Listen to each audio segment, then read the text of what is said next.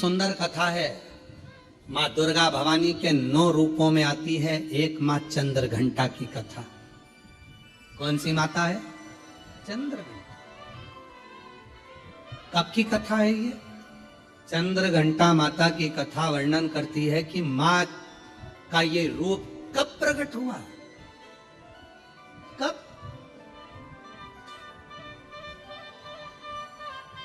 किस जगह पर प्रकट होता है माँ चंद्र घंटा का ये रूप। ये उस समय की कथा है जिस समय पर भगवान शंकर माँ पार्वती को ब्याहने के लिए जा रहे हैं। शादी हो गई, शिव जी दूल्हा बने हैं, माँ पार्वती जी दुल्हन बनी। भगवान ओघड़दानी दूल्हा बनकर चले और पार्वती जी दुल्हन। खूब सारे भगवान शिव जी को श्रृंगार करने वाले ढेरों आए।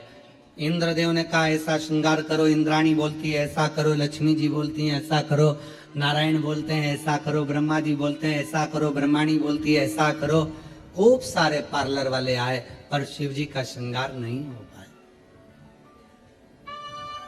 शिव जी का श्रृंगार नहीं हो पाया। इतना जल्दी मेरे भोले बाबा तैयार नहीं होते। कभी कभी तुम्हारे घर में छोटे से लाडले ठाकुर जी, कल्लू जी, छोटे से भगवान हैं, आप उनको मुकुट पहना रहे हो वो गिरा रहे हैं, आप उनको बांसुरी रख रहे हो गिरा रहे हैं, आप उनको कपड़े पहना रहे हो वो पहन नहीं रहे। कभी कभी आप उनका श्रृंगार कर रहे हो वो टूट जा रहा है। कभी कानों का पहनाते हो तो एक कान का निकाल देता, कभी तिलक लगाते हो तो तिलक गिरा देता, कभी नगबेसर पहनाते हो नगबेसर गिरा देता। आप इतने परेशान हो जाते हो कि आखिरी में जम के चिपका देते हो। बोलो बोलो, सही है कि गलत है? अब की बात तुमने उठाया जम के चिपका दिया। तुम कितनी भी जम के चिपका दो वो थोड़ी देर बाद फिर गिर गया, फिर गिर गया।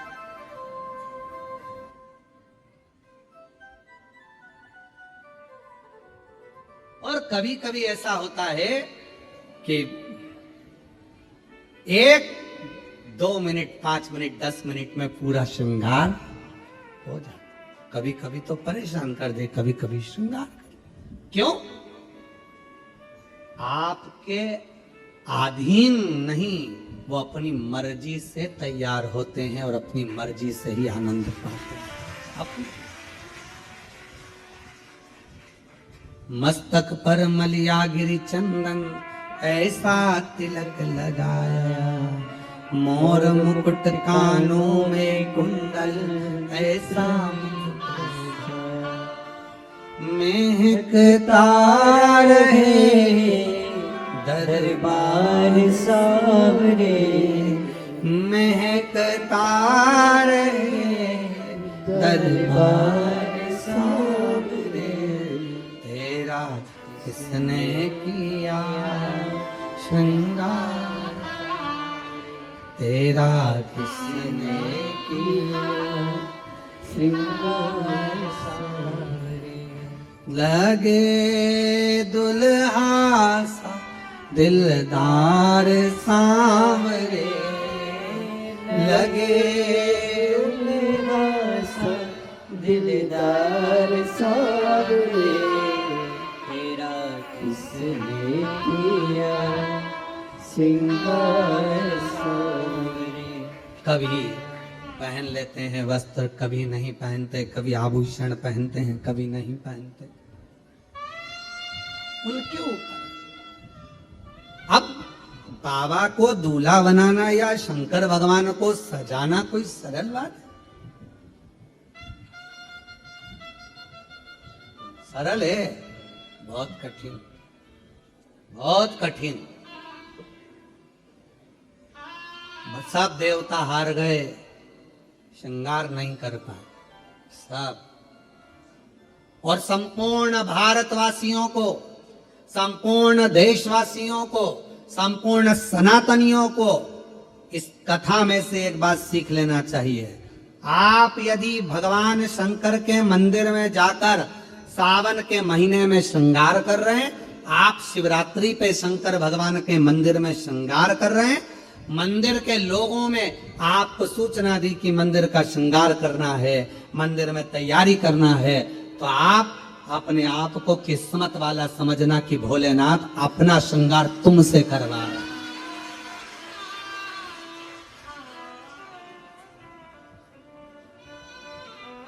भोले बाबा आपसे श्रृंगार करवा रहे हैं।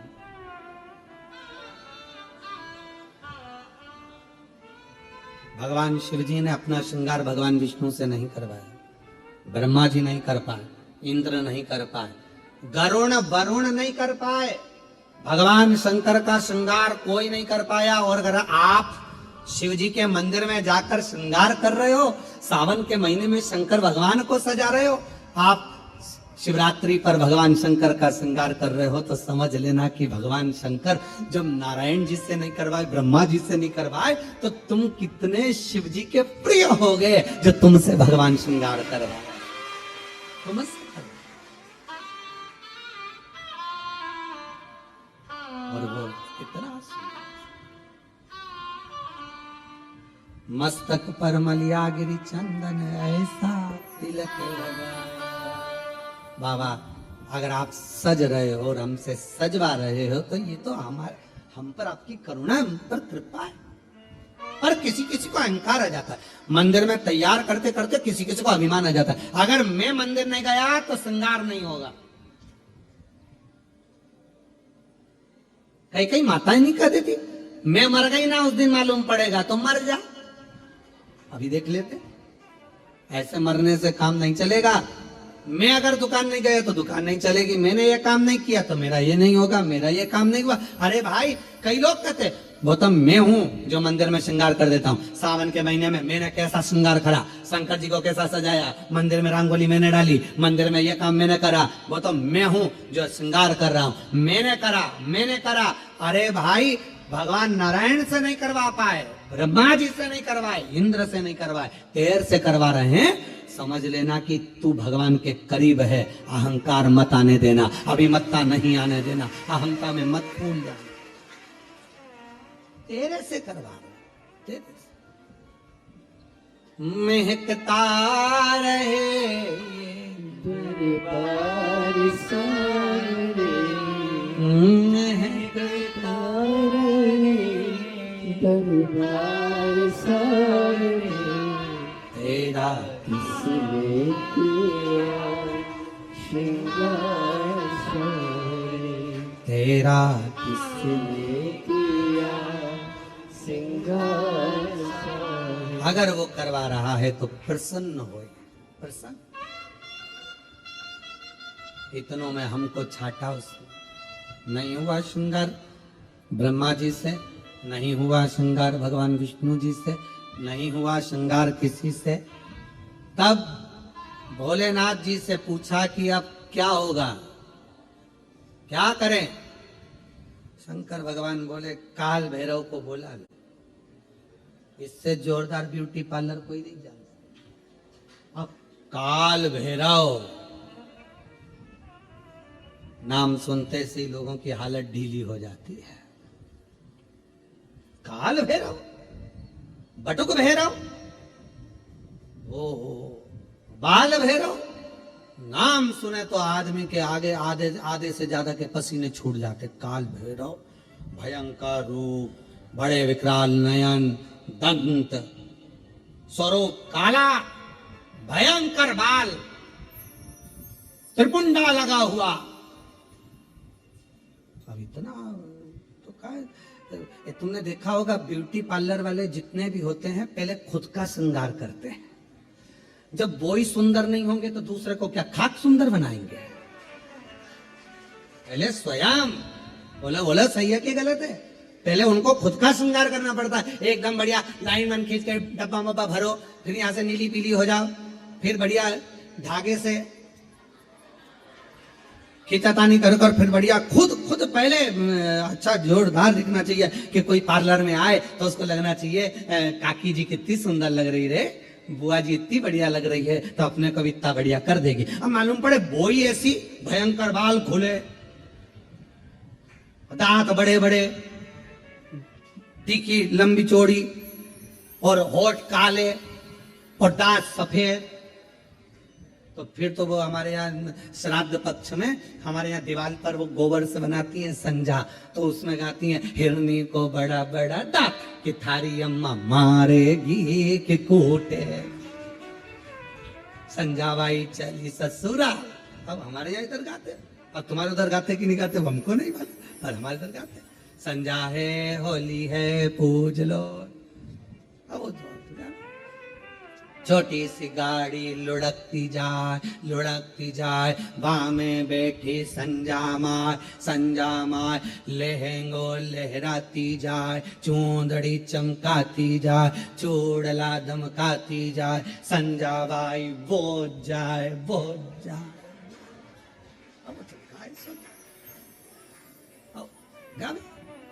अब वो मालूम पड़े पार्लर जिसके यहाँ जा रहे हो श्रृंगार करते, अब मालूम पड़े वही विकराल रखे, तुम मन में आए तुम तैयार तो कर दोगी?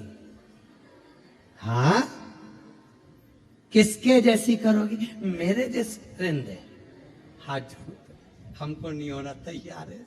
तो पहले पार्लर वालों को तैयार होना पड़ता है, पहले पार्लर जो चलाए पहले वो श्रृंगार करे, तब तो अब भगवान नारायण जी से भगवान शिव तैयार नहीं हुए, भगवान ब्रह्मा जी से नहीं हुए, इंद्र से नहीं हुए, फिर पूछा कौन को बुलाया जाए, सब हार गए। आखिरी में सूचना कर दी काल भैरव को, भगवान काल भैरव आए।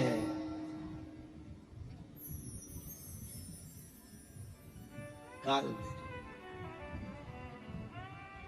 और जो काल भैरव पहुंचे शंकर भगवान के सामने, शिव जी से पूछा प्रभु क्या करना है? शंकर भगवान कहे तैयार कर दे, तैयार। हाँ।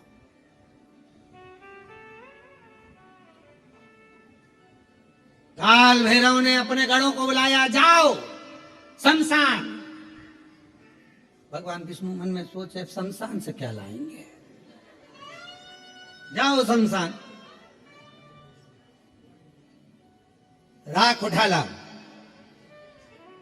लक्ष्मी जी ने नारायण भगवान से कहा हो गया तैयार।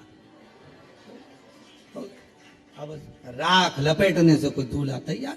अरे भाई पूरी जिंदगी लपेटो, पर शादी में तो अच्छे से डेंटिंग पेंटिंग करके बढ़िया अच्छे से तो रहो है। घर में जब शादी होती है ना, तो घर का जो बूढ़ा व्यक्ति होता है ना 70-80 साल का, भले बुढ़ा हो गया पर उसके भी बाल रंग देते, डाई कर दो इनको भी डाई कर दो, और मुंह में नहीं दांत, और टाई माई बांध के दरवाजे पे बुजुर्ग जो होते ना दादा दादी, उनको दरवाजे पे बोर मोर बांध के नथनी पिना के, दादी बेचारी घी एकदम, और लहंगा पिना दिया, चोली पिना दी, चूड़ा पिना दिया दादी जी के, और एकदम कमजोर, पूरे मुंह पे साल, हाथ में साल, क्योंकि 80 85 90 साल के, और दादाजी हो और ज्यादा बेचारे शिथिल, डंडा पकड़े, और मालूम पड़े टाई कोट सब पिना के, मुंह में दांत नहीं, पूरे गाल अंदर पूरे, और दादाजी एकदम दुबले पतले, और 25 बार वहीं पर खड़े खड़े सबसे सब लोग देखते बोले दादाजी आज तो बहुत क्यूट लग रहा है, एकदम अच्छे लग रहे दादाजी पर। लाओ जरा राख लाओ, राख लाए गए, बाबा पे चढ़ा दी, उन्होंने लाए भरकर झोली में और कोड़ दो, शंकर भगवान पे सारी कोड़ दी। अब तो जो जटा अच्छी खासी थी वो भी, अब तुम्हारे बाल में कोई राख भर दे तो कैसा होगा? अब जो राख शरीर पे लगती थी, बाबा भोलेनाथ जी के जटा पे थोड़ी ना राख लगाई जाती, राख तो शरीर पे लगाई जाए, पर उन्होंने तो लगाया। अब पाउडर का डब्बा सिर पर भी कोई डालता है, उन्होंने ला के राख कोड़ दी सबने, शंकर भगवान तैयार, पूरी शरीर अच्छा दिखा। काल भैरव ने कहा आग भी दब गई, आग भी दब गई, पूरी राख राख में भस्म में पूरी आंख होकर रास्ता। काल भैरव ने उसी समय अपने हाथ की हथेली ली और पूरी आंख को पोंछ दिया। अब जो राख थी वो सब काली हो गई। काल भैरव खुश हो गए, बोले बाबा काजल जोरदार लग गया है। शंकर जी मन में सोचे तू तैयार कर रहा है तो अच्छा ही करेगा। पूरा सज धज के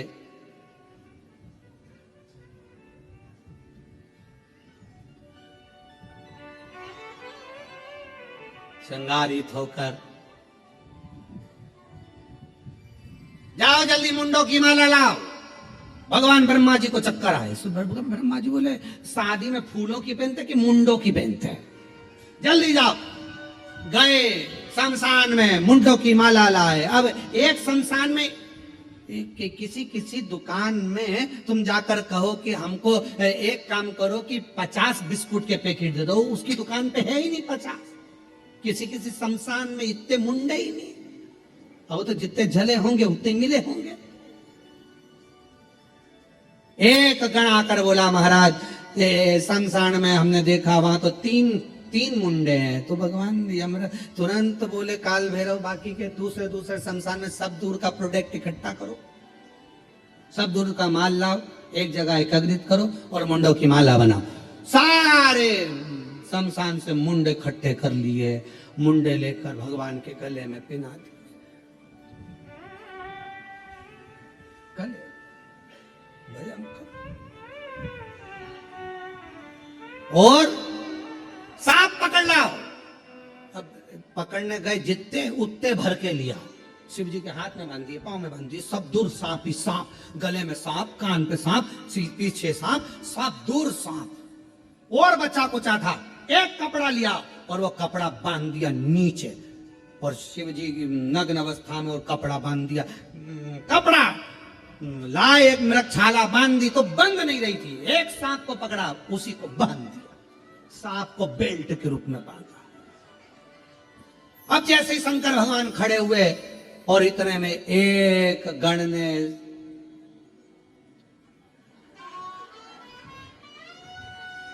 और जैसे ही उन्होंने पुंगी बजाई, बजाते से ही सांप, जैसे ही उसने नाचना चालू करा, मृगछाला नीचे। भोलेनाथ जैसे थे वैसे की वैसे।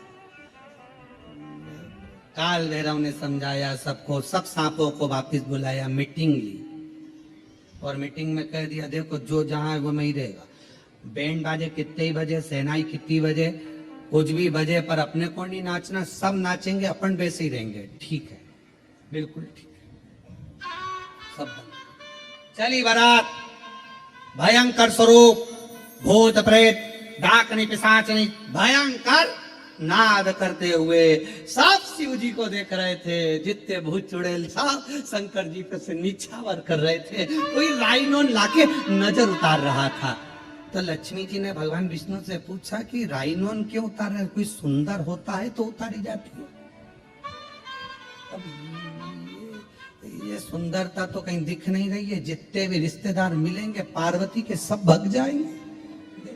सुंदरता तो कोई दिख नहीं, इतना क्या। और चले बारात, नाचते कूदते। ये कथा है, चंद्र घंटा माता की कथा चल रही है, याद रखना। चंद्र घंटा माता। और चली बारात महाराज बाबा की, मस्तक पर चंद्रमा, राख भस्म सर्प, भयंकर स्वरूप, सब घबराए। आगे आगे देवता चल रहे देवियों के साथ में। हिमालय राज की नगरी में खबर हो गई कि बारात आ गई। भगवान ब्रह्मा जी से कहा गया, भगवान विष्णु ने, कि इन सब रिश्तेदारों से कह दो कि दूल्हा मत देखना, बाकी की बारात पूरी देखो, दूल्हा मत देखना। क्यों? बस मना कर दो कि दूल्हा मत देखना। खबर करे, देवता निकले। निकलते सी ब्रह्मा जी ने हाथ हिलाकर कहा कि अंदर जाओ, अंदर जाओ, अंदर जाओ। सारों ने खबर कर दी कि बहुत सुंदर बारात है, ये समझे बाहर आओ। अब वो करे थे अंदर जाओ तो और बाहर आ गए। और जो निकले भगवान, सारे जितने बैठे हुए थे छज्जों में ऊपर नीचे, सब लुढ़क लुढ़क कर चक्कर खाए नीचे गए। सारे नगर में खबर हो गई, बारात का दूल्हा मत देखना। हिमालय राज की नगरी में बारात पहुंची। हिमालय राज के दरवाजे पर बारात पहुंची और सूचना मिली मैनावती को कि दूल्हा आ गया।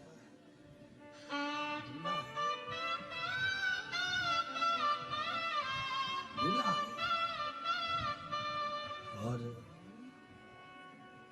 थाली तैयार करी। दरवाजे पर जब दूल्हा आता है तो सास आरती उतारती। दरवाजे पर जैसे ही पहुंची मैनावती, जो शंकर भगवान का स्वरूप देखा तो चक्कर खाकर मैनावती के हाथ की थाली नीचे गिर गई। बेटी नहीं भी आऊंगी, बेटी नहीं भी आऊंगी, बेटी नहीं भी आऊंगी। हिमालय राज जी ने को मालूम पड़ा कि दूल्हा आया है, देखूं। जाकर देखा तो कैसे ब्याहूं बेटी को, स्वरूप देखकर मना कर दिया, नहीं कर सकते, नहीं कर सकते। सब घबरा रहे थे। खबर पहुंच गई मां जगत जननी जगदम्बा अम्बा के पास, पार्वती जी के पास। दूल्हा तो आया है पर रूप अच्छा नहीं, भयंकर रूप रखकर आया है। पार्वती हाथ जोड़े तेरे, शादी कैंसिल कर दे, विवाह कैंसिल, विवाह मत कर पार्वती। दूल्हा भयंकर। पार्वती जी बोली एक बार मुझे भी तो देखने दो। जिसके बारे में इतना सुना था, आराधना करी थी कि कर्पूर गौरम करुणावतारम संसार सारम सदा वसंतम हृदयारविंदे भवम नमः शिवाय। ओम नमः शिवाय, नमः शिवाय, नमः शिवाय। जिनके बारे में इतना सुना था, क्या वो कर्पूर गौरम कपूर की तरह श्वेत होना चाहिए, और वो ऐसे जाकर देखूं तो सही। जो मेरी मैया सिर पर पल्लू डालकर, नैनों में सुरमा लगाकर, हाथ में चुड़ला, पांव पैजनिया, कमर करदनिया, सिर में गजरा, माथे पर बेंदा, मस्तक पर बिंदी, नाक में नथनी, होठों पे लाली, कानों में बुंदा, गले में हरवा, और मेरी माँ पहुंच गई दरवाजे पर, द्वार पर। शंकर भगवान को देखा, मुस्कुराए, प्रसन्न। कुछ नहीं देखा पार्वती जी ने, कुछ भी नहीं। केवल एक ही चीज देखी, शिव जी का ऊपर राख कितनी, ये नहीं। शंकर जी के तन पर कितने सांप बिच्छू, ये नहीं। पार्वती जी ने केवल एक ही चीज देखी कि उनके मस्तक पर चंद्रमा है, मस्तक पर चंद्रमा।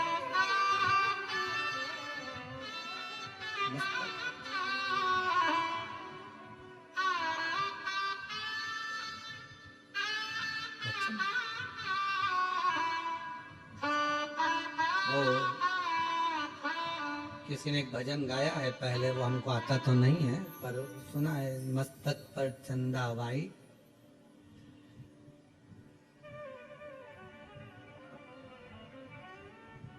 आसमान मून लाइट, और मेरे भोले बाबा ब्रिलियंट है, ऐसा कुछ भजन उन्होंने गाया है, स्मरण किसी ने गाया है, ये भजन बड़ा सुंदर है।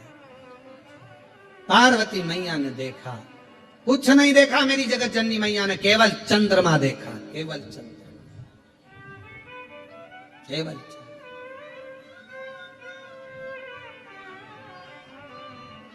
और चंद्रमा देखते से मेरी माँ जगत जननी जगदम्बा अम्बा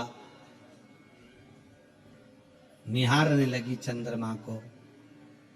चंद्रमा ने माँ अम्बा जगदम्बा को देखा, देखते से मां अम्बा जगदम्बा समझ गई, शिवजी कह रहे हैं घबराना नहीं, शांति रखना। सारा शरीर सांप बिच्छू राख और मुंडों से भर कर लाया हूं, और आखिरी में चंद्रमा साथ लाया हूं। चंद्रमा सीख देता है कि शांति रखो, चंद्रमा सीख देता है कि थोड़ा मौन रहो, चंद्रमा सीख देता है कि थोड़ा हृदय को ठंडा रखना, चंद्रमा सीख देता है क्रोध मत करना, इतनी जल्दी डामाडोल मत हो जाना, मन को विचलित मत कर लेना। चंद्रमा सीख देता है कि स्थिरता रखना। विघ्न आया है, कटेगा, चंद्रमा स्थिरता देगा, शांति देगा। मौन रह रहा।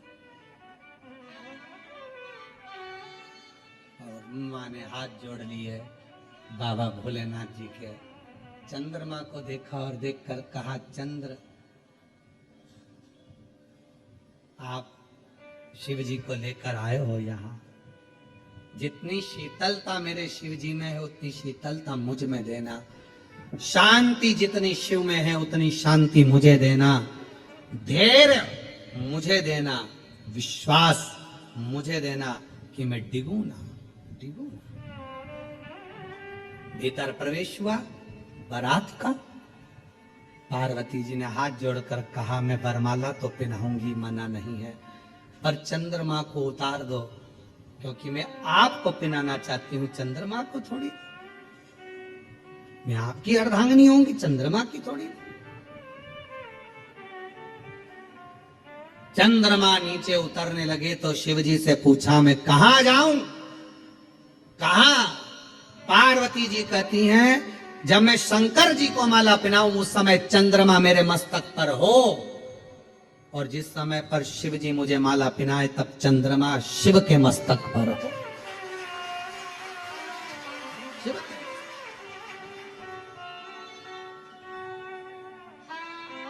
मां माला पहनाने के समय पर चंद्रमा मेरी मैया के मस्तक पर आ गया।